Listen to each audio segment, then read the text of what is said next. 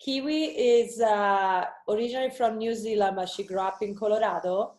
And today we are gonna talk about Craft Boner, which is her company, and how she grew it up from like 0 to million followers. I forgot how many you have, but it's like very exciting. And we are gonna talk about like strategy. So without waiting further, guys, please meet Kiwi Schloffel. Hi. All right. So I just want to say I can't see the chat. So if you're trying to ask a question, these lovely ladies will write it down and I will answer as many questions as I can at the end. Because I have a lot to say and I'm really gonna try like not to go too fast. But again, like they said, I'll be in Slack. I'll put my email and my Instagram at the end. So feel free to reach out to me with any questions. If you need me to like slow down, again, put it in the chat and they'll let me know. Because I just get really excited and I talk really fast about this stuff. So anyway, who the heck am I? My name's Kiwi, as Lisa said.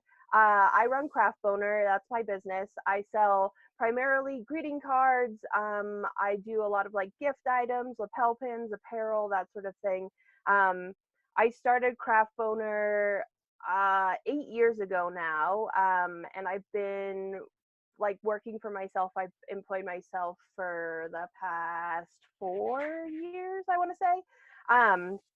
Like Lisa said, I grew it from nothing. I didn't start with any, capital or anything. It was just sort of like a hobby, a side hustle that where I just wanted to put what I was really feeling on greeting cards, and thought that maybe other people would like that too. And it just sort of grew from there. I had a retail shop at one point. I realized I hated the retail shop. I left the retail shop.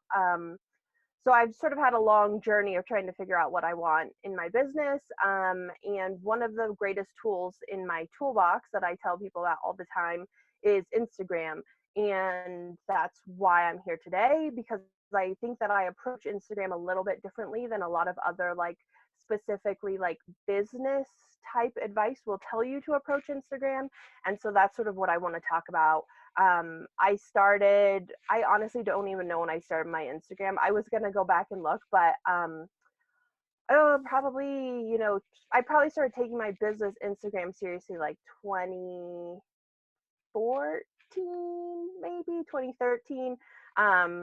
Started with no followers. I've never paid for followers. I don't really do giveaways. I don't really do hashtags. And I now have over 20,000 followers. So all organic, just word of mouth, sharing, that sort of thing. So I'm going to dive in because I don't like talking about myself. And we're going to figure out, I'm going to start, maybe, hold on. There it is. Okay, so why Instagram? I think a lot of people think, oh, I have to be on Instagram, I have to be on Facebook, I have to be on Pinterest, I have to be on Twitter, that you have to be on all of these different things. And I think that's actually bad advice. I push to a lot of those things, but really where I naturally spend my time is Instagram, which is why I focus on Instagram. So I would say that if you naturally spend your time on Twitter, if you naturally spend your time on Facebook, that it might be worth pursuing those a little bit more. But I personally really like Instagram because it feels more like a two-way street. And so if you take nothing else from today, I just want to emphasize, and I'm going to talk about this over and over. When I was doing my practice run, I was like, oh my gosh, if people were like drinking every time I said relationship with Instagram, they would like get so drunk. So it's all about relationships. That's literally all Instagram's about. It didn't used to be. It used to be that you just posted a picture, people would like it, people would comment, but really even the algorithm now prioritizes relationships and engagement. So that sounds kind of weird and kind of like a lot of time. And I'm not saying like, these people are going to become your best friend, but I will say I have built a lot of really great relationships through Instagram by just being genuine, by just being honest, by responding to things, and people that I never would have met, that I still haven't met in real life.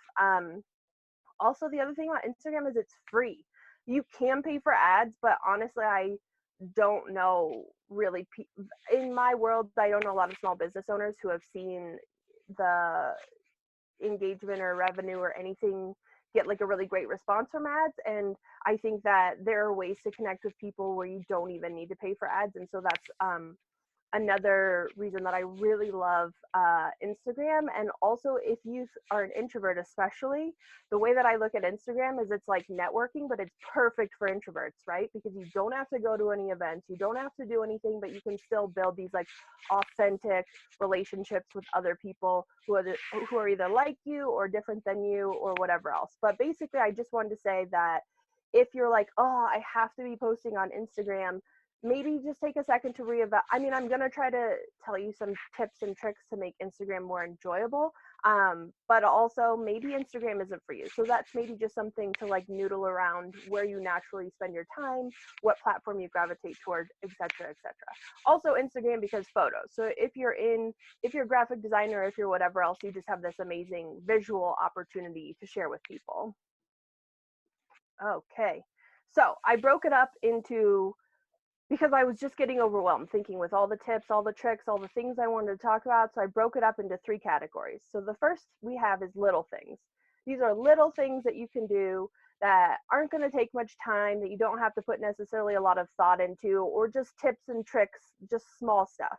So the way that I think of it is like, if there's a fruit bowl on the counter, we're taking a close-up of the fruit. These are the little things. The next thing will be medium things, and then there'll be huge things. So the huge things are going to be like a bird's eye view of how to approach Instagram, strategies, things that you can keep in mind, things you can play with, explore with, etc. So I'm getting ahead of myself, but we're going to start with little things.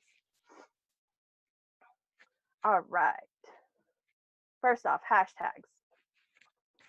Every single thing that you read about business, about getting found on Instagram is like, use all your hashtags, use every single hashtag, use all 30 hashtags. And I would say, I would disagree with that. I'm just going to flat out say it. I would disagree with that. I think that you can use hashtags, but you should use them wisely. And there's a couple reasons for this. It's a little bit obnoxious from a consumer point of view, right? From someone coming to your page and they're like, oh my God, they're not saying anything. There's just 30 hashtags and 10 of them don't actually relate to the photo that this person posted. So it can seem a little bit spammy. Also, there's a good chance that if you're using the same hashtags on every single photo, that you're going to get shadow banned. And you probably won't even know it. There's literally no way to tell. But what happens is you use the same 30 hashtags on 10 posts. The Instagram algorithm, which, you know, I'm going to say algorithm a lot, but it's just how Instagram decides what to show to people. The algorithm is going to go, okay, this person is not real. They're a spam bot, and they're just posting the same hashtags on everything, even if it's not relevant to whatever they're posting. And they're going to so Instagram normally shows your content to about 10% of your followers. I don't know if that's a real number, but that's sort of what it feels like. So you can tell that, like, so 10% of your followers, so say if you have 10,000 followers, it's showing to 1,000 people. If you do get shadow banned, it'll start showing it to like 10%. And again, these aren't real numbers, but just sort of a generalization. If you get shadow banned, it'll show it to like 10% of those people. So I would say use hashtags super wisely. The other reason that I say this, I rarely use hashtags. Occasionally I do, but I rarely do, because when I think of it, I like to think of how are people finding me, right? And I prefer a more natural, organic approach, that maybe somebody shared something they bought from my shop or shared something that I drew in their stories, and then one of their followers saw it, liked it, looked at my page, liked my page, followed my page.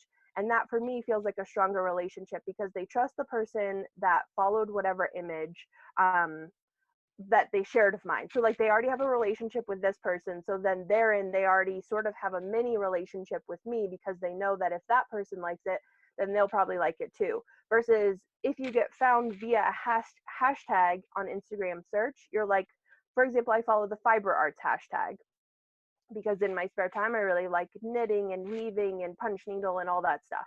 And it's fun to see some of the different creations that people do with that. So I follow the fiber art hashtag. If I see something pop up on my feed with fiber art and I click on it and I like it, yeah, I might go follow that person. But there's a good chance that I'm going to forget why I followed that person in the first place. I'm not going to engage with them as much, or I'm just going to be like, I don't even know how I happened upon this person. Whereas, for example, somebody posted a pom-pom artist who makes pom-pom portraits. And I was like, oh my gosh, there was somebody I already respected and admired, posted the pom-pom artist in their stories. And then I found this pom-pom artist. And now I have a stronger relationship with that person because I'm like, it's the sort of 2 degrees of separation. So that's just something to think about. I'm not saying don't ever use hashtags. You can absolutely use hashtags. But if you're using hashtags like hashtag ladyboss and it's a picture of your dog, like, and then it shows up in the lady boss feed, it's not going to go very high because people are like, this is a dog, not a lady boss. So just think about what you're using hashtags for. Make sure they actually relate to whatever photo that you're doing and that you're sort of thinking about them in advance. Small thing, it's a lot, but like small thing still. Okay, so the next is get your bio in order. This is one of the easiest things you can do. You can literally do it the second that this presentation, that this morning brew ends. The way that I like to think about it was, if a complete stranger wandered across my page, would they know at a glance exactly what I do, exactly how to contact me, and exactly sort of like what I'm about? And I like to think on my page, yes, there's a shop button, there's a contact button, there's I say that I use swear words and do greeting cards and gifts, and I think that that gives a pretty good snapshot of who I am, what I like to create, and I'm going to talk about this a lot more later, but I think of Instagram, especially my feed, not so much stories, but I think of my feed as my portfolio. And so if you're thinking about like, oh, what should I put in my bio? Think about it again as a complete stranger just wanders across your page. Would they know what you're about? Would they know how to get in touch with you? And would they know, would they want to follow you? Okay, so if you are a graphic designer, or if you're a business, or if you're primarily looking to get your work shared or spread or whatever on Instagram, I use the 80-20 rule, and I actually do this a lot less than 80-20, but it's like 80% business and 20% my personal life. And not to say, I'm very lucky in that my business sort of is my life. I've sort of built my business around what I think is funny, like what applies to me, what I think other people would enjoy. I share stories about my life. So not saying that you can't share stories, but if you're a graphic designer, for example, I think that if you're looking to be seen as a graphic designer, if you're looking to connect with other people as a graphic designer, if you go to your page and it's all pictures of your dog or your kids or whatever, you don't necessarily come across as a graphic designer. I think that there are definitely occasions where you want to show your face and make sure that people know who you are and what you're about.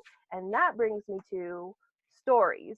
Instagram stories is amazing, and I was so excited when it happened. Well, okay, I have to be honest. When they first announced Instagram stories, I was like, this is lame, this is stupid. But now I see how brilliant it is, because this is exactly where you can get personal. This is where you can post about your dog. This is where you can post about your spouse, your kids, whatever you want to post about, what you ate for breakfast.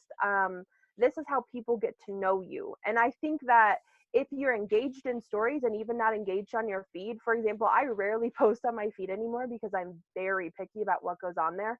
Instagram still sees that as you being engaged. So as long as you're engaged in stories, it's still going to be showing people your content, especially people who respond to your stories.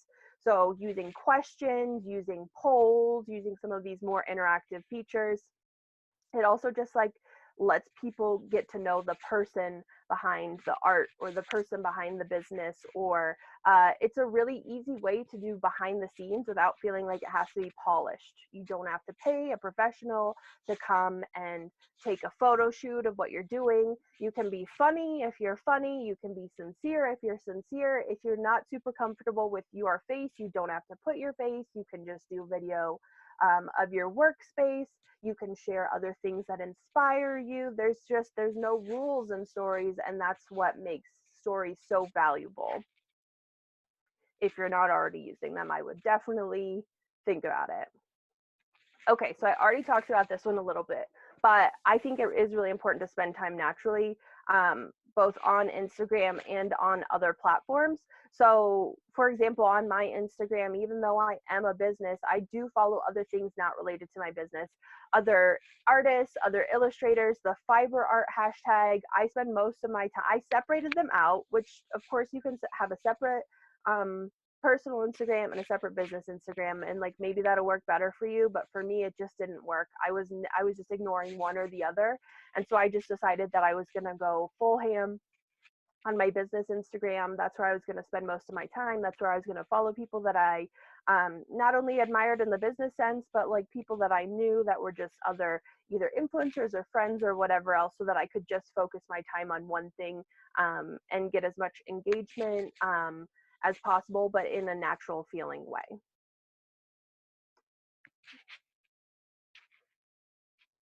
Ah, there it goes. Okay.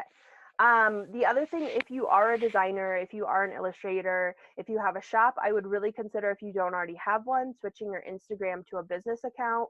I think that we've all heard a lot of anecdotes about like, oh, well, your engagement goes down the drain if you switch to a business account. At least I've heard this.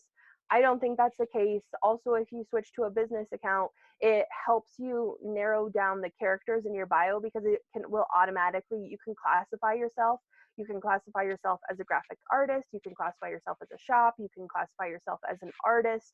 So it's another touch point for people to know exactly what you are and what you're about. It'll also give you a contact button, so that it's, again, helping you save space in your bio by putting your email or your preferred form of contact in a button, so that you don't have to worry about it. Okay, so this one feels a little overwhelming, especially once you start growing your business account, and so, or once you start growing your Instagram account in general. But responding to everything is super important, and the way that I do it is I batch it out. So instead of having my phone constantly dinging me every time someone comments or sends me a DM or whatever, I check in the morning usually, and I check in the evening, and I don't spend time all day on Instagram, because I could just get sucked in and my whole day would go away. But it's important to respond to everything, because again, it's part of this building a relationship. So if someone comments on a post of yours and you never heart it, you never respond to it, you never do anything with it, Instagram, again, it's an algorithm, it's a robot, it's not a person. It doesn't know that we're busy, it doesn't know that maybe we didn't see that comment. So it's gonna say, okay, this person who commented has no relationship to this other person, and I'm probably not going to show them the artist or designer's post as much, because they just don't have a relationship, they don't have a rapport, whatever. Even if you're just going in and hearting, or on your DMs, if you're double tapping to heart them, that's still seen as engagement. But I really do try my best, and I have noticed that if there's a post where I don't get a chance to respond to things, that my engagement does go down a bit. So don't stress out too much about it, but as much as you can, respond to everything, even if it's with an emoji, even if it's, you can also, in your Instagram stories now, I think if you have any sort of business account, you can set up like canned responses. So if it's someone maybe trying to contact you or whatever, you can set up different canned responses that you can just tap with a button and send to people if they're reaching out to you about the same thing over and over. Okay, this is the last little thing, but it's a big one, and I think people get super wrapped up in it. Completely forget your number of followers. It doesn't matter. Engagement matters way more, and you'll see it on people who have 150,000 Instagram followers, but then you go to their post and they have 150 likes on a post. Like, they're not seeing the engagement, and it doesn't matter that they have that many followers, because also if in the future you are trying to do sponsored posts or whatever, you want a higher level of engagement. And that's another reason why I think that it makes sense to grow your audience organically rather than necessarily relying on hashtags or like tricking people to follow you. And I get pushback about that a lot, but it really does not matter. Okay, on to medium things. I know that I'm going through this very fast, everybody. I'm just trying to get through it all, so bear with me. Again, I will be around for questions or whatever else. Okay, I talked about this a little bit, but really think about your feed as your portfolio. So when people go to your feed, when they go to your page, it should be sort of a snapshot of, again, your brand, what you're about, who you are as an artist, who you are as a designer. But the one thing that I will say is portfolio seems like you have to post only your polished work.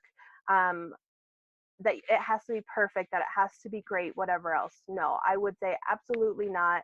That it's a portfolio, but you're free to explore and play and post things that are unfinished. And that's still your brand. It still revolves around you, but nobody wants to see just like polished, perfect, everything is amazing things, because that's what a lot of Instagram is. They want to see the real life.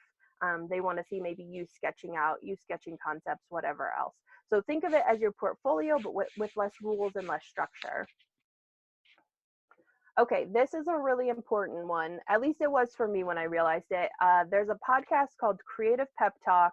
It's by Andy J. Pizza, and he talks about creativity and illustration and a lot of different things, and he's amazing. And he talked about Instagram, and he said it really is a marathon, not a sprint. And so I think a lot of us, at least I am guilty of feeling this way in the past with Instagram. I'd be like, I'm only going to post my best work, and maybe I'll post every few weeks and I won't post anything else in between because I have nothing else to share. But if you're posting a little bit every day versus only your great things every few weeks, your engagement is going to go up. You're going to grow faster. People are going to share your content more.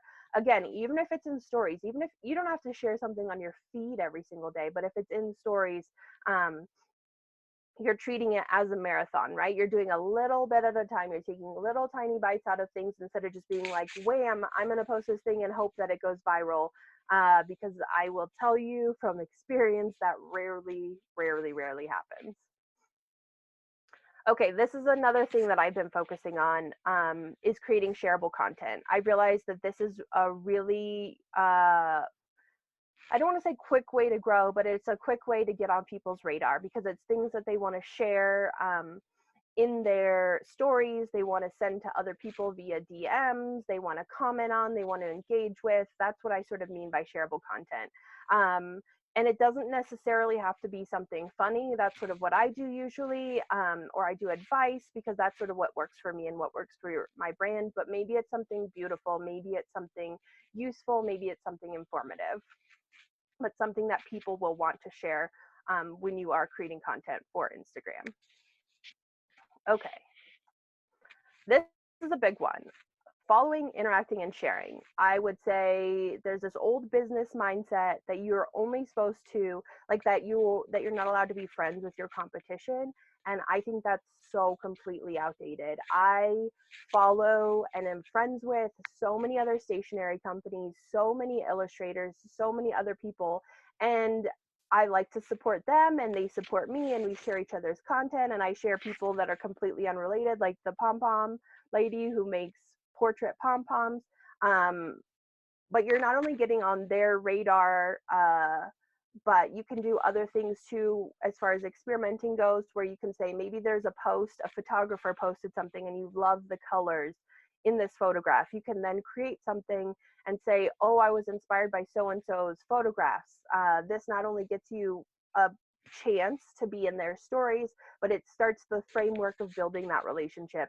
It can be with both people that you admire, people that have a ton of followers, people that have no followers.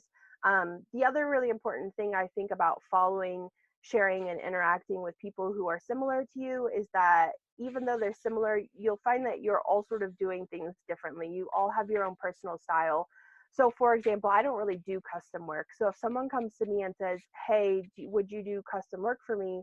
I say, wow, that's not really my jam, but here's 10 other people, other letterers, other illustrators, other whatever that I can recommend to you that I think might be great for what you do. So it's just a nice way to, and then again, you're creating that relationship. You'll probably become friends with these people in my experience. And you're just creating another touchstone of that relationship, of that engagement on Instagram, which is what Instagram loves.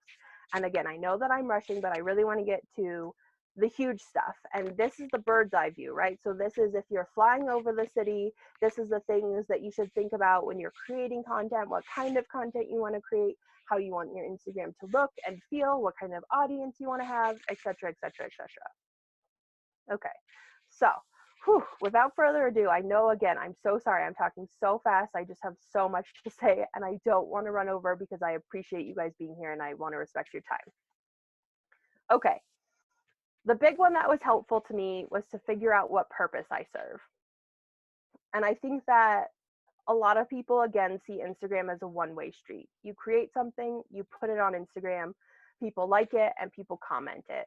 Um, but what I think that a lot of us forget is that we are serving a purpose for the people who follow us, which sort of closely goes to the next one, is what value are you providing?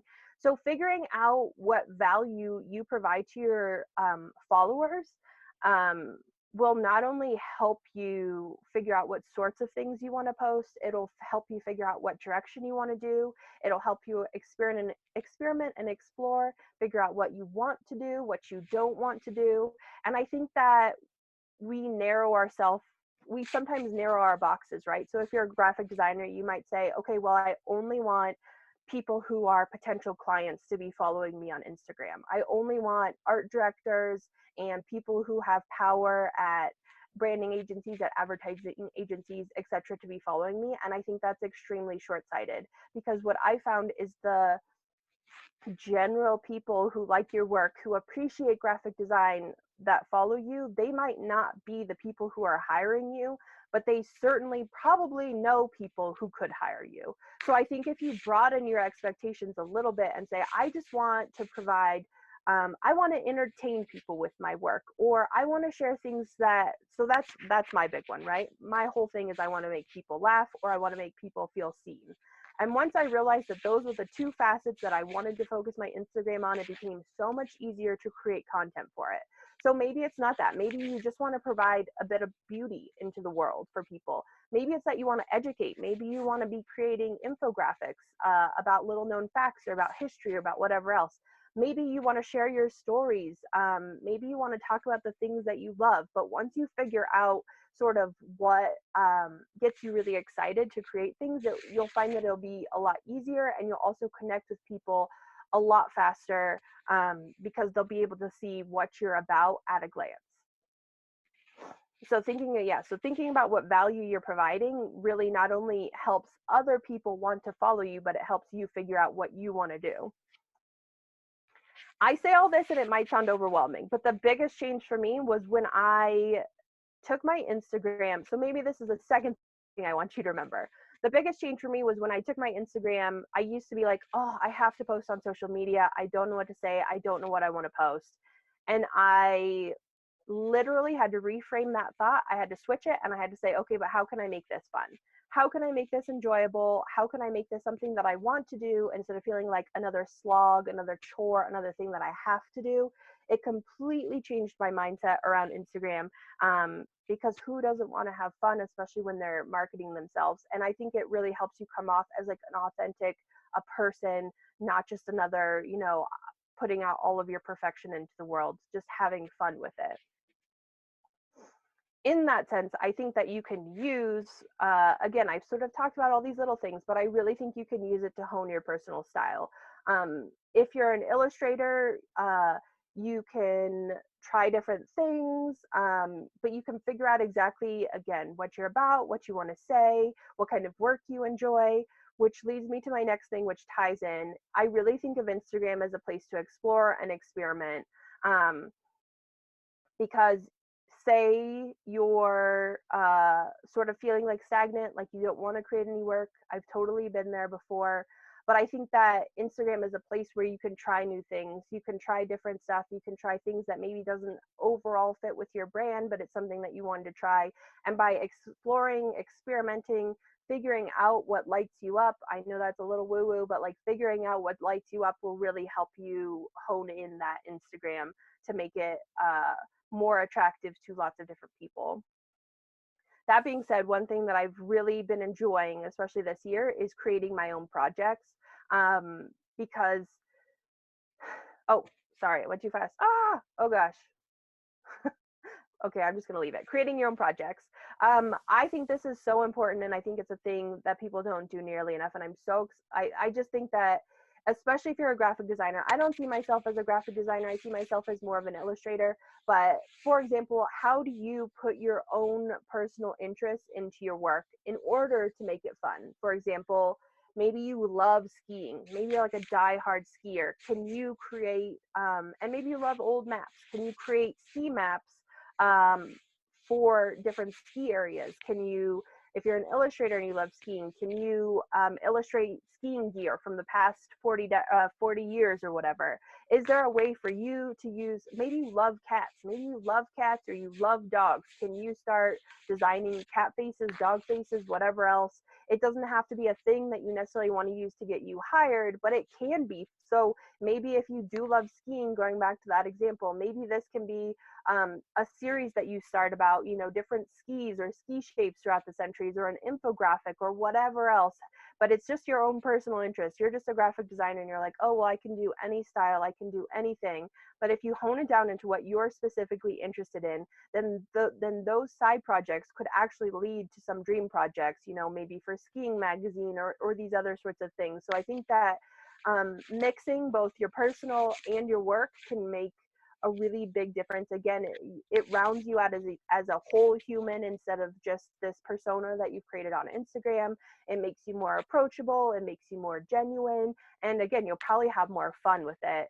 And the last thing that I will say is that I'm learning for myself, because I'm doing YouTube videos. The way to get traction with side projects is consistency. So if you love dogs and you draw one dog and you post it on your feed and then you never draw another dog, that sort of may seem a little bit strange. But even if you only can draw one dog a week, if you set that goal for yourself, people will start to look forward to those things. They're like, oh, it's dog Saturday, it's dog Sunday, there's going to be a new dog. So you can make it sort of a fun thing for both you and for your followers. Again, I know that I went over, I know that I talked a lot, I know that was a lot. Oh, also, the more that you do it, the easier it is as far as side projects go. I forgot that one, but it goes along with consistency. I'm finding this myself. I'm really bad at side projects. I'm really bad at consistency, but the more that I'm doing them, the easier they become.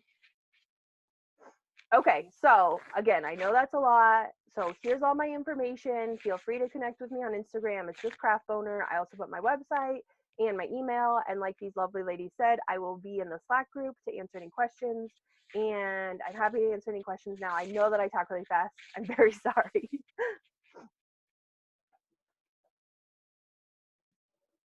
Thank you, Kiwi. I think we can talk for hours. Yeah. So, guys, this is just a glimpse of what we can talk about. That's why we have the Q&A, and that's why you can talk with her later on Slack. Yeah. If you have any question, move your mouse toward the bottom of your computer phone. You have the Q&A chat, so you can write them there. I have a couple of questions for you right now.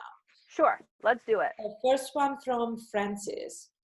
If you have a niche page following a certain trend, what is the best strategy to build community? I guess it would depend on how niche it is. But I think that if you position yourself as becoming an expert in that niche, as someone that people look forward in that niche, then that's how you can grow the community, by following other people in that niche. And I think that also you will be surprised by how many people will probably find things interesting. So even if you broaden your content just like a tiny bit to appeal to more people that aren't in that niche, I think that's also a way to grow it, and a way for people to, again, it's hard to know without specifics, but like a way for people to be a little bit more interested in what you do, even if they're maybe not your ideal customers or your ideal clients, even if you're just trying to spread awareness about whatever you're doing. Okay, one more question. So how many times you suggest to post on your Instagram or Instagram stories? Like how many times, Yeah. like per day? I don't know, per day, per week? Honestly, I don't post on my feed that much. I'm trying to get better about it, but because I've seen it as this like sacred place where I only want to post, you know, stuff that fits my brand. It hasn't been, I haven't had the time to create that stuff, but I'm trying to get out of that mindset because I think it's super damaging. So I'm trying to post like at least once a week on my feed. I would say you can post up to once a day on your feed. If you post more than once a day, people are going to find it obnoxious. So I would say only like limit it to once a day. As far as stories go, I think we all, if you look at the other people you follow in stories, you'll see the ones who are obnoxious, who post like, 50 stories every day. And I don't think it's bad. I mean, I've done polls and questions about like funny questions, and I'll post like 50 in a day or whatever. But I think probably there's no real rules with stories. At least having like one or two per day is better than zero. Okay. Another question from Danielle. Kiwi, is that a glow force in the background? Yes, it is. It's a Glowforge. That's a laser cutter for those who don't know. I really thought that I would use it a lot for my business, and I hate to break it to everyone, but I never use it. I like rarely use it. So, do you use Instagram TV at all? Any benefit in that? I don't use it, but I will say that I made fun of it for a long time, but I'm starting to come around to see that it's useful, especially if you're doing something, if you're showing a behind the scenes, like if you're designing something, or if you're an illustrator or a letterer, or even use more tactile mediums. I think that it is really useful, but I think that you have to post whatever you do on Instagram TV, both in your stories and on your feed, because I don't think that most people will find it naturally. So as long as you're posting it in your stories, in your feed, I think it is a really interesting way for longer form sort of content. But yeah, just make sure that people know about it, because I don't know anybody who like clicks on the Instagram TV thing to actually watch it. So just make sure people know how to find it. Do you use Instagram like to sell your products or to direct your consumer to your website and you sell them there? This goes against every business advice, honestly, but I will say that I don't really. I mean, occasionally I do. I'll do sales, I'll post certain cards, but I found that people relate and like me, which I know sounds really like narcissistic, but it's true. Like if you present yourself as a person that other people would sort of want to be friends with, I mean, don't do anything like that's not real. But if you just post sort of like your real life thing, then people will remember your shop. They'll remember your page. And every time you post in stories, even if it's something completely unrelated, they might be like, oh, yeah, I wanted to buy that greeting card. So I think just being natural and being authentic. If you're selling, I will say that it's fine to sell, obviously. But if you're selling every single post, it's not going to read as a real person. So making sure to splash whatever makes you on your page in addition to whatever you're selling is super important.